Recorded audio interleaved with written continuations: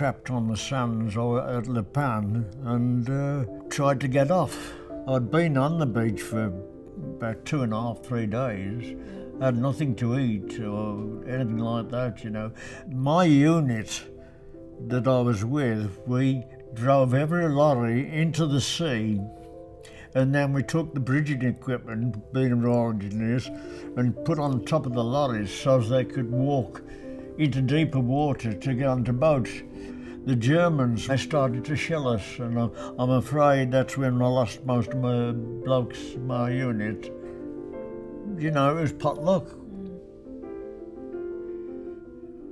What was the spirit of the country like? How did it feel to be in England at that point in time? One of the incidents I remember when I got on the train to go to Huyton, during the journey, he stopped at Birmingham. Some fella pushed his way through the crowd. He said, "Is anybody Birmingham people there?" I said, "Yes, me."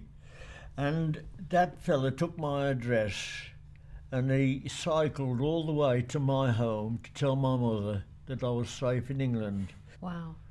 What was it like in Afghanistan when you first went out there? It was a funny old scrap out there. It was often unclear who the enemy were.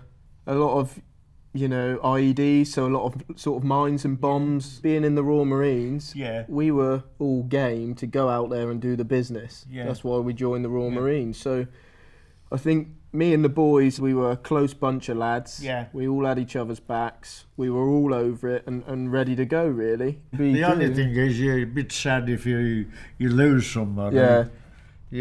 That's, I think, that's the hardest bit of the lot, isn't it? It is, yeah.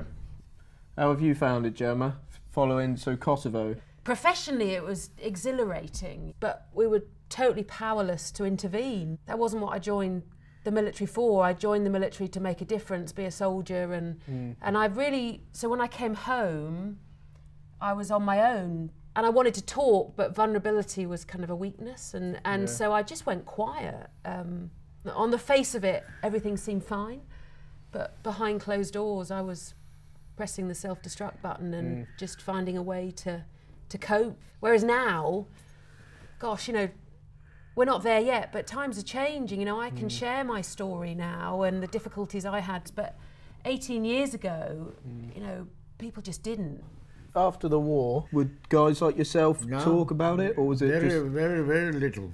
Why do you think that was? I don't know. I think everybody wanted to just forget. Everybody wanted to get back to normal, I think. Through the years in the army, I never had a thing wrong with me. I think it affected me later on, you know. You never forget, do you? No. I think it's an experience that always lives with you.